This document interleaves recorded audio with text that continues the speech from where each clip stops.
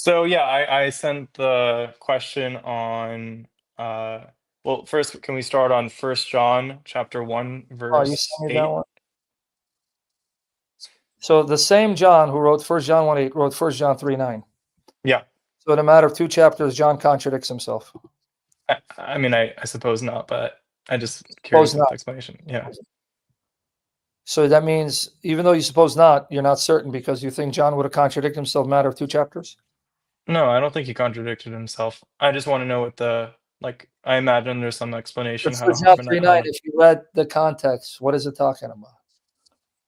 No news. um John 3:9. 1 John He's 3:9, that's what you're referring to, right? 1 John yeah. 1:8. Okay, if we say we're without sin, then we make him out to be liar. But if we confess our sin, then he's faithful to forgive us.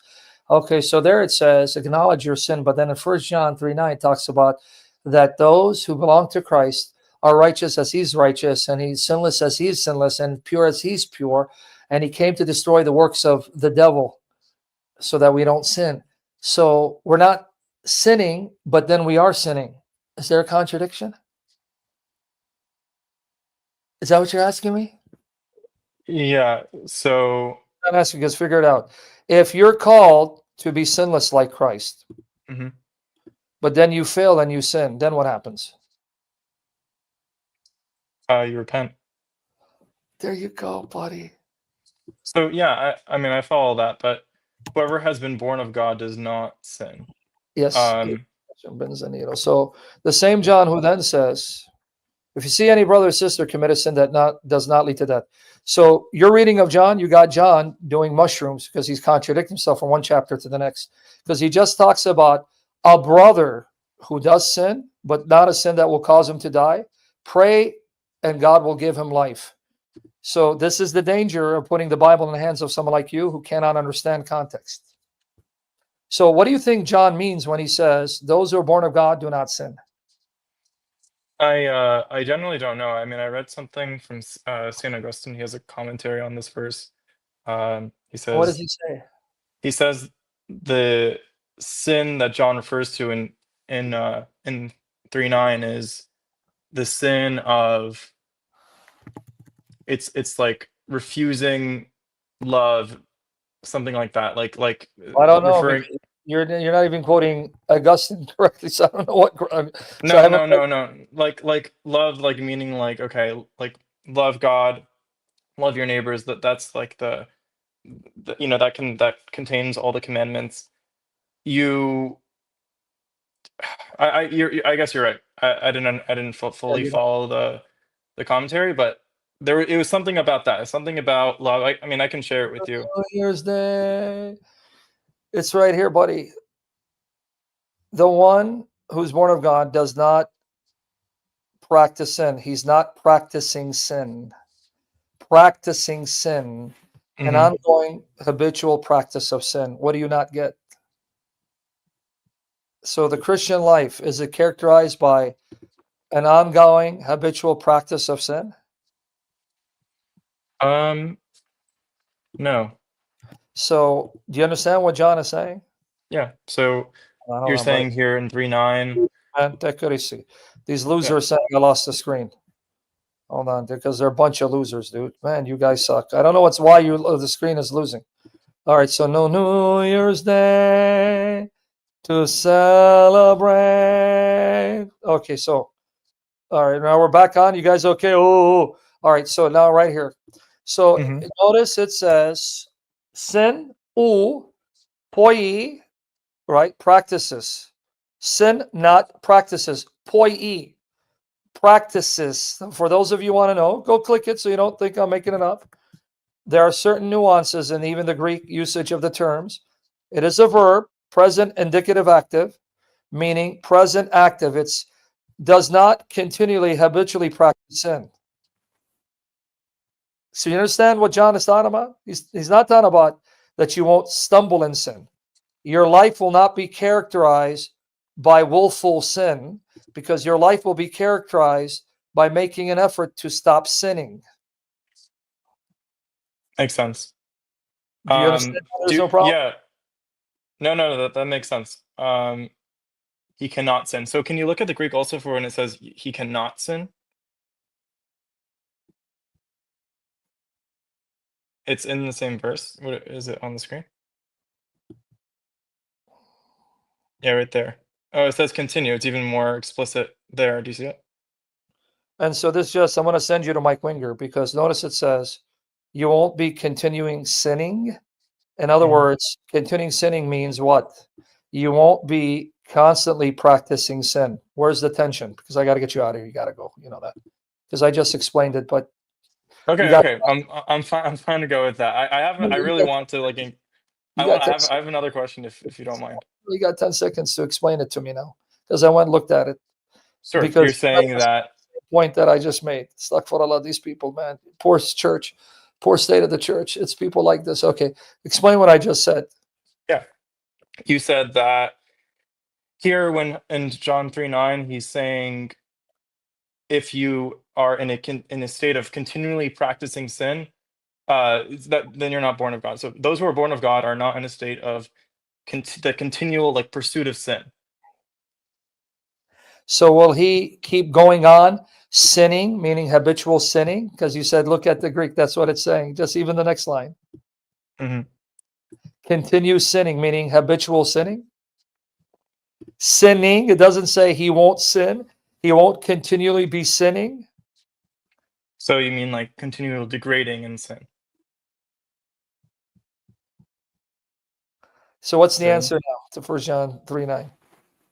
it means so like I really want to have dialogue. I want to have dialogue. I just want to know, what does it mean? Because I gave you more than 10 seconds. It Explain it. means that if those who are born of God are not continually falling and dying in their sin, like they're not continually in pursuit of sin or death, you can say, if you're truly born of So God. then the same John then tells you, if Hmm. a brother sins, then what do you do for that brother? What does that brother need to do? Um, if you repent. Oh, so where's the tension? I mean that makes sense. No, I'm happy You that get we the answer figured now? that out. Yeah. What's the other Um, question? so my other question is, do you Go ahead. know, actually, I'll ask a question from my brother who Oh, you showed have up a brother? earlier. Does he have the Yeah. same brain you have? Does he have the same what? Brain you have? We're What probably nationality different are you? people. What nationality are you guys? We're Egyptian. Oh, so is Lawrence your brother? That's right. Oh, that loser is here too, because he's in the He comment. left because he had to go, but Oh, yeah. okay, good. Okay, so what did that loser ask you? So he's asking in Psalm 50 or Psalm 51, uh, you have different translations based on what you see in like the Masoretic or the Septuagint. Okay. Um, and he's trying to ask if how do you or like what how do you I guess deal with the difference between um it's something yeah, so it's verse 4 of I mean if you're looking at if you're like on Bible Gateway New King James Version, it's verse 4, chapter 51 verse 4. Um you know, that you may be found just when you speak and blameless when you judge. In the Septuagint, that's translated as um, it's blameless when you are judged, or something along those lines. Like, yeah, when you are judged versus when you judge. Um, so he's asking, like, based on your knowledge of Hebrew, Greek, how do you deal with those Oh, differences? I don't even know what you're asking me, bro. You just tortured my brain cells. Hold on. So It's let's see. okay. I have no idea what the hell you just asked, bro, because I don't think you understood. I gotta find the Septuagint online. Why is it not working? Damn it. All right. You didn't. Did you even give me an accurate rendering of the Septuagint? Astaghfirullah, billah. Yeah, it's like ever seen me a God. Did you quote it accurately, or I gotta find it for you now? Yeah, it's definitely along the lines of when Definitely on the lines, but you you don't have the judge. exact translation, right? Here, I'll pull it up now. How old are you and your brother? My brother is 28 and I'm 23. Oh my goodness. All right. How many children does your mother and father have? We're three. Oh We my have goodness. There goes your father and mother's sanity. Poor guys. Are you all boys? no we have a sister. Okay. I hope she's at least the gentle, sweet one. Who's the oldest in the family? You, your brother? No, No, my brother. 23. Yeah. Yeah. All right. So Okay. Here is yeah. 50. Hold on, dude. I'm in Psalm 50. Wash me thoroughly from my iniquity and cleanse me from my sin. I'm conscious of my iniquity, my sin continually before me. Against thee only have I sinned and done evil before thee, that thou mightest be justified in thy sayings and mightest overcome when thou art judged. Right. Thou might be justified. So, what exactly is the problem? Well, he was asking of like just the explanation of the differences there between the Hebrew I and the don't know Greek. what to explain. They're different because they're different. So, what does he want me to explain exactly? I think that's as far as I understand that how that question can go. We can move on if you want. That's what I'm trying to figure out. What does he want me to explain? They're different because they're different. And there can be a whole host of issues why they're different. Right. The one I issue think can be that yeah. the translators of the Hebrew into Greek had a different Hebrew text, and then they understood the consonant text of the Hebrew differently from the later Masoretes, or it can mean they're paraphrasing the Hebrew, because at the end of the day, what it means is that no one can accuse God of judging unrighteously, and that his punishments are undeserved and cruel. The point is, both versions are teaching the same thing. When God brings judgment, his judgments are perfect, they're righteous. So no one can condemn God for judging unrighteously, and no one can accuse God for passing judgment harshly, because if God judges, he's justified. You deserve the punishment you get. Either rendering is telling you the same thing. Yeah. My brother was suspicious because you see some father commentary on this verse based off the Septuagint, pointing to Christ being the one judged, and overcome when you are judged, which you don't get in the Masoretic. So he thought there might Just let be me some explain like myself. This is referring to Christ being judged.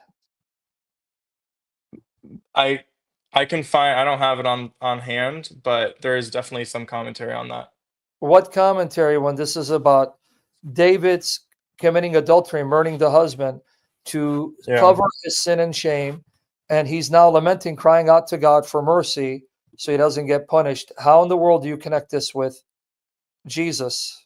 That's Or the, fair. a psalm of David when Nathan the prophet came to him when he had gone to Beersheba. What do you mean that's fair? That's the only meaning. I mean, you definitely have in other Psalms, you definitely have prophecies to Christ.